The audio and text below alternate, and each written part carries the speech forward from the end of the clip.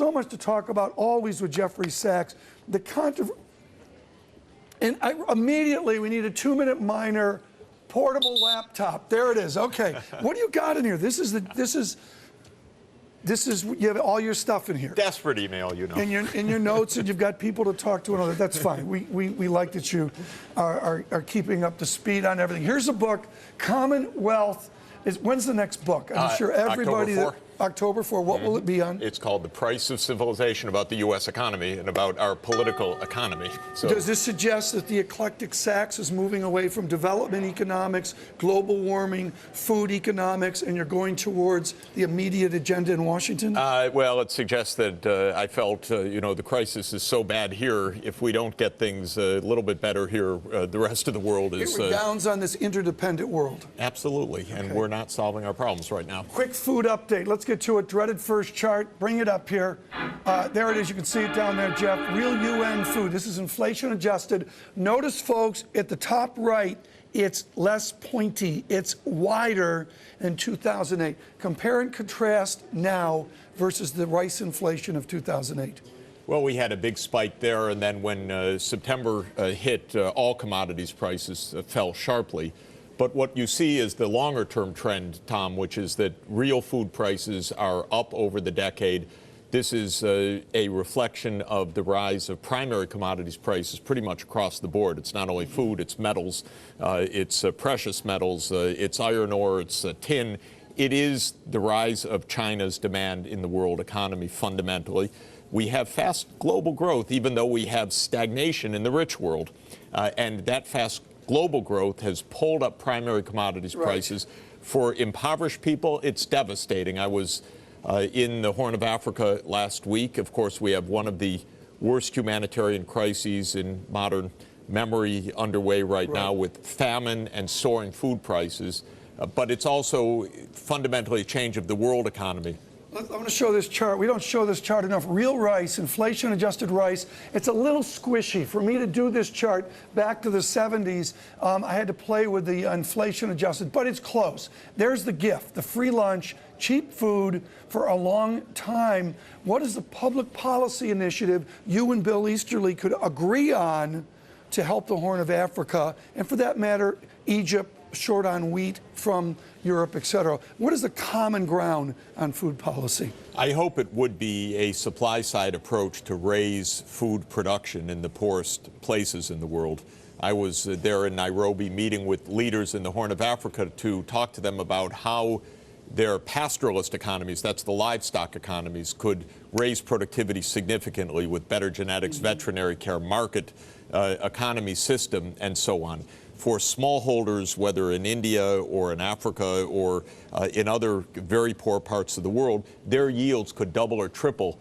Another thing, by the way, that's pushing up this is not only the squeeze on supply from climate change, not only the rise of demand from China, but the fact that the United States, because of lobbying pressure, takes a tremendous amount of our corn or maize out of the food system globally and into the gas tanks. Right. And this is a disaster. Okay, this is a problem, folks, with Jeff Sachs. We could stay on this for 60 minutes. We're not going to do that today. Here's the FT. Let's move over to globalization, then to domestic politics. Tripped up by globalization, FT, a bit ago. The simple fact is that globalization has not only hit the unskilled hard, but has also proved a bonanza for the global super rich. Are we in a plutocracy? Are we in a Gilded Age? Of course we are, because the share of income going to the very top is at an all-time high for the United States. Best estimate, top 1% of the households are now taking in 24% of household income. We've not had this perhaps ever in our history, but it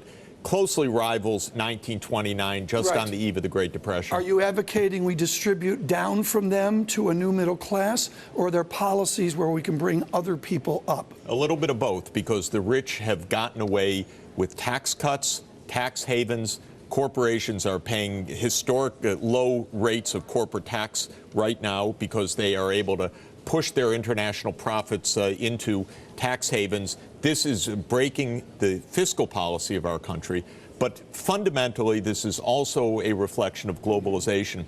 People who do not have more than a high school degree in this country, and that's most, Right. cannot compete internationally with China right now. Quickly, and then we'll come back. We have you for the whole hour, which is wonderful. Do you agree with Paul Krugman there are lessons to learn from the 30s, or was that such a closed system, less globalization, that we just can't go back to the theories of Hicks and the solutions or non-solutions of the 30s? I think Paul has overdone it in emphasizing 1937. That's my own view. He has told us we need bigger spending, bigger stimulus. Don't worry about the deficits. I do worry about the deficits. I didn't like the stimulus to begin with. That doesn't mean I just want to cut in government spending. I want more tax revenues from the top, from the companies. That's the difference. I don't believe that open-ended big deficits are really good for this country, but I do believe that government spending directed towards education, towards infrastructure, towards science is vital. Consumption, you talk about the poverty of the Horn of Africa. Tell us which nations those are, for those of us geographically at fault here. Who is involved in the Horn? The one that we hear about most is Somalia, which is where the piracy and the chaos is. Well? But Ethiopia, parts of Ethiopia, certainly Eritrea, Djibouti, Kenya, Uganda. And all of this region is racked by drought right now. Drought is leading to famine. Famine is leading to deaths. Okay. Here's the other side of the story, folks, in this have-not world. Here's American consumption. This is core retail sales. We saw this number today. How much is too much consumption? Through all my study of economics, this has been a real philosophical debate. Is there something wrong with 70% GDP in consumption, or is there a more appropriate Saxian number? Well, right now we are hardly investing in our country because when you look at the saving, take off the depreciation of capital, especially if you took off the depreciation also of natural capital, the ruining of our environment, you'd find out we're really not saving for the future. That's a problem. So one way to look at this question of consumption is, are we making appropriate provision for the future? Right now, we're not doing so in this country. We have one of the lowest saving rates of all of the high-income world. This is a chart we show a long time. This is the dearth of national savings. This is all in, folks. This is a really, really, really important chart across all of political economics. This is the savings we do, the big profits at the corporations, the zero savings of small business, and of course the deficit.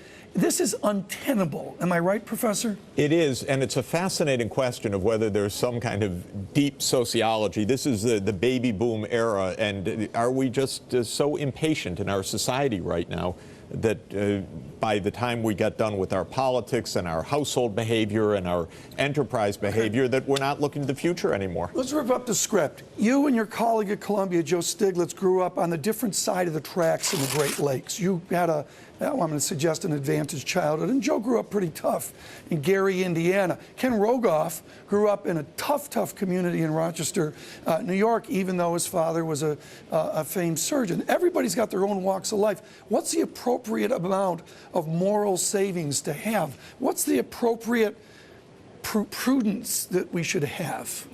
You know, everyone has their own view of this, but I think we ought to be responsible in looking to the future and in looking to the people suffering in our own time. And if we lose the compassion for those around us that need help right now, and this society is having a struggle with that, and if we lose a vision of sustaining the planet, sustaining the well-being, sustaining America's prosperity for our children, we're also losing something very big. Christine Harper joining us, our chief financial correspondent. How bloody is it on Wall Street? My basic take is the third quarter simply didn't happen. Unbelievable. I mean, yesterday, Richard State at Atlantic Equities cut his estimate for third quarter earnings at Goldman Sachs 97%. From $2, Have you ever seen that? I've never seen that. $2.96 shares to 7 cents a share. The other analysts are coming down to 10 cents a share to 50 cents a share. I mean, it's awful. JP Morgan yesterday, Jess Daly said investment banking fees are likely to be about $1 billion. That's the lowest since, I think, 2006. Will we see further layoffs of the magnitude percentage basis like we did at Bank of America? That remains to be seen, but I don't see any good news that's going to cause hiring. You may see businesses being shed, like we're hearing about. Some of the stronger regional banks might be able to pick up businesses. Right. But the essential thing, and I know you've been talking about this earlier in the show, is really the employment outlook, the economy. As long as that remains bad, I mean, Betsy Graysick at Morgan Stanley put out a report yesterday on Goldman. Her bear case on Goldman, if there's a double dip reception, if there's more unemployment, is that the stock could go to $68. Let's bring up the chart right here, and then Jeff, I want you to comment on this. You can see their third quarter blues, Goldman Sachs rolling over a long way still from Graysick's $68. Jeff Sachs, is Wall Street the friend or the enemy of the American public? Well, it was no friend for the last decade. It was reckless. They paid themselves tens of billions of dollars a year of mega bonuses. People come out of Glenn Hubbard's school and they want to be employed there to make that money, right? Of course they do. It was a friend of those people, but it wasn't a friend of the U.S. economy, and we're still cleaning up the mess. And now we have a renewed global financial crisis, or a transatlantic crisis.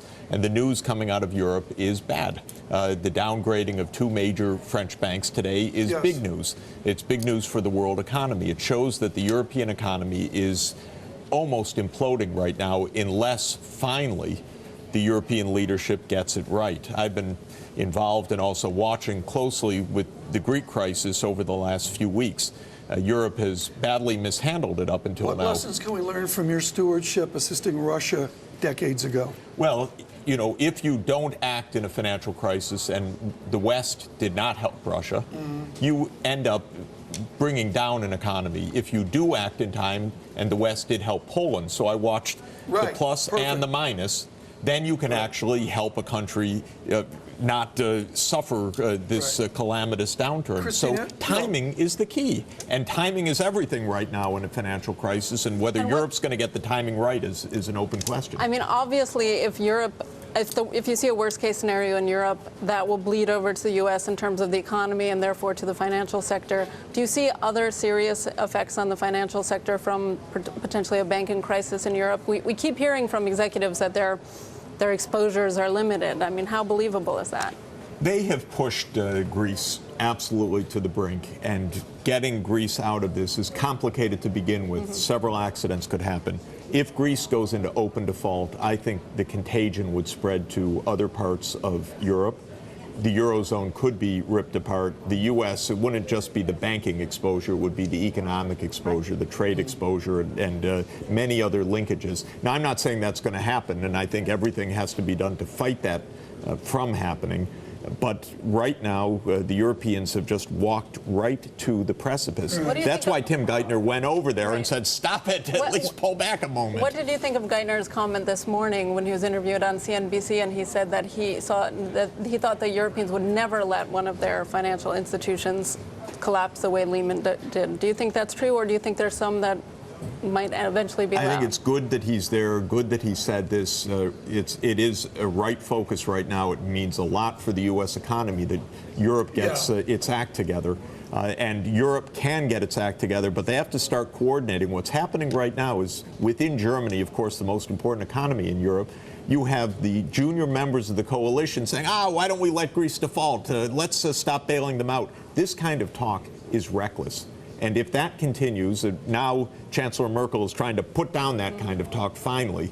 But if that talk actually provokes the crisis itself, we're going to feel the waves, definitely. Here's the quote from Project Syndicate. Relentless pursuit of GNP to the exclusion of other goals is no path to happiness. Most of America would agree with you on that. Why do you, Lord Laird at LSE, and others study our happiness? Is it just because we're in a miserable time? We found, and it's not us, Richard Easterlin of Penn found already more than 2 decades ago that U.S. GNP has been rising up until recently for decades, but our reported happiness, our well-being, our sense of well-being didn't rise alongside our income levels. And indeed, when you rank countries by how people report their sense of well-being, the United States is pretty modest in its rankings. Why? Well, the countries that are at the top, Norway, Sweden, Denmark, they seem to have a better balance to life. They have guaranteed vacation time. They have not so much extreme wealth, but they have no poverty. Economic phrase, free ride, where you get on the backs of others. Are they getting a free ride on our defense commitment? No, I don't think that's really the point. Partly because we waste so much of our military spending. I mean, it's our own fault that we just blew $3 trillion on a war of wrong premises. But I don't think that's really the point. What they have is a much more community and socially based economic system. They take care of each other more. They pay more taxes. They accept the fact they're not going to get super rich, but they know that they're not going to be poor. They're not going to be left out. They don't have the anxiety. They're going to get their health care. They're going to go to university. And it shows up in a high quality of life. This word anxiety, I see it more and more on the right and on the left. Here's a housing chart. We've shown this before. New home sales, I believe, is population adjusted. 3 deviations. We had a nice boom lit up, and we're right back on the other side. It's just become, a French economist, I can't remember who, in quantitative finance talks about agitation. There's this agitation out there now, isn't there?